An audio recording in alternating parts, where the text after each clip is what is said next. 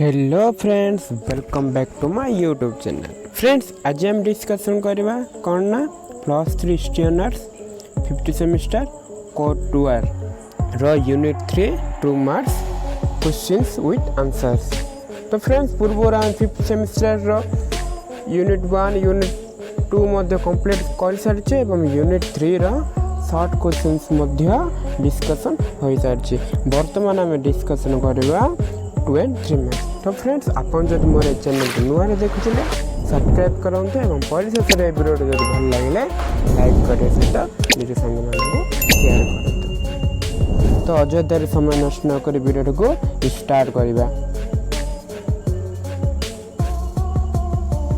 तो friends, fast question कौन दे कौन ना चिरस्थायी बंदोबस्त किए और केबे प्रचलन करथिले। या तले इंग्लिश में दिया जाए कौन ना when was the permanent settlement introduced and by whom. Answer T दिया जाए यही भाव में सेकंड नंबर प्रश्न देखीदेवा। सेकंड नंबर प्रश्न कौन देछि सूर्यास्त आईन कौन, what is sunset law. Answer T दिया जाए आपन स्क्रीनशॉट मध्य नहीं पारे। यहीपरी थर्ड नंबर क्वेश्चन टी मध्य दिया जाए कौन लॉर्ड कॉर्नवालिस को किए चिरस्थायी बंदोबस्त प्रचलन में साहाय्य करथिले। Who supported Cornwallis for the implementation of permanent land revenue settlement के सर जेम्स। यहीपरी नेक्स्ट नंबर प्रश्न जहाँ फोर्थ नंबर रही चिरस्थायी बंदोबस्त केबे और केउठारे प्रथम प्रचलित होता। When and where was the permanent land revenue system implemented at first. Answer fifth number प्रश्न देखीदेवा कौन दे रही बंदोबस्त प्रचलन किए करथिले और यह केबे होइथिला। हु इंट्रोड्यूस्ड रही systems, when was it started.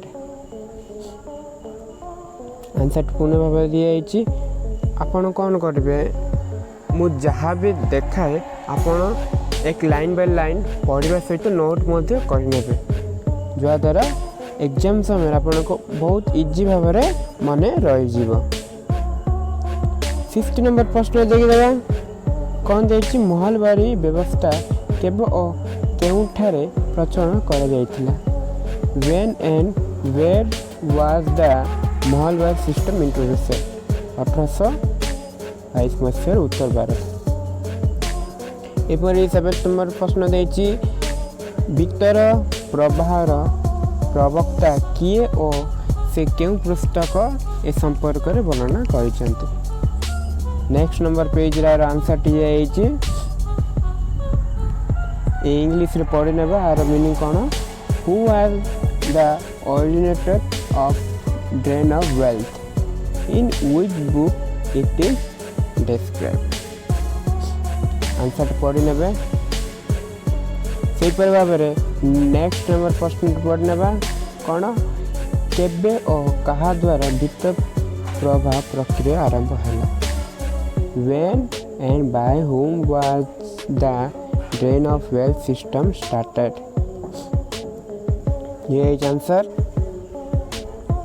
यहीपरी 9th number प्रश्न देखीदेवा दादाबाई नारोजी वित्त शासन को कौन बोली वर्णना करथिले। प्रश्न ध्यान शुणु। What did Dadabhai Naoroji open और ड्रेन ऑफ वेल्थ वित्त निष्कासन कौन करथिले। आंसर दिए 10th नंबर प्रश्न देछि। 10th नंबर प्रश्न कौन देछि बॉम्बे रे सर्वप्रथम वस्त्र शिल्प केबे प्रतिष्ठा होइथिला। यह उद्योग किए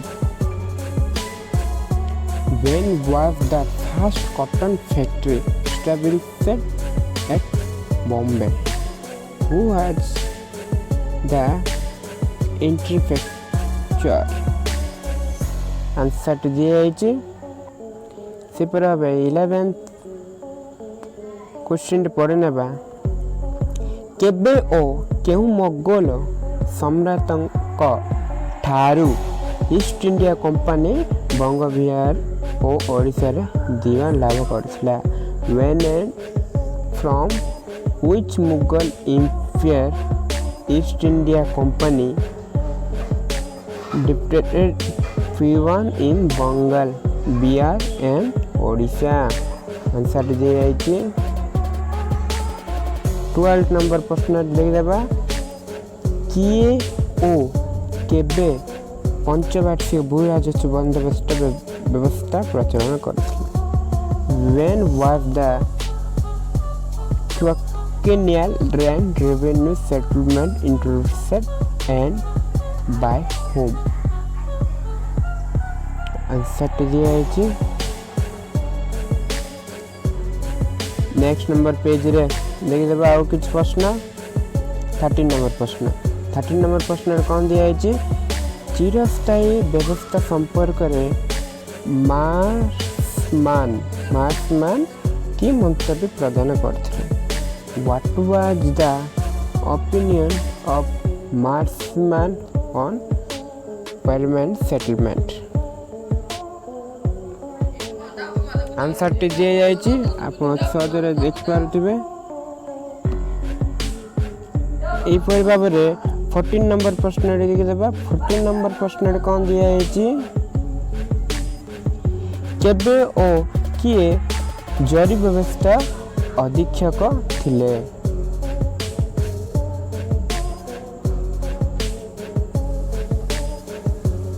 14 नंबर प्रश्न कौन देछि केबे ओ किए जरी व्यवस्था अध्यक्ष थिला who was the superintendent of zari system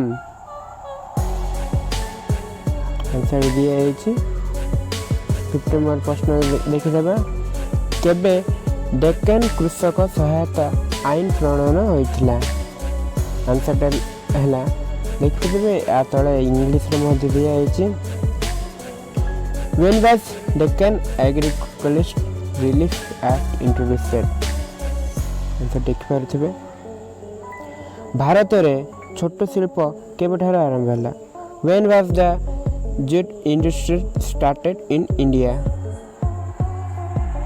आपण याको स्क्रीनशॉट नै जानतो नेक्स्ट नंबर प्रश्न देख देबा 17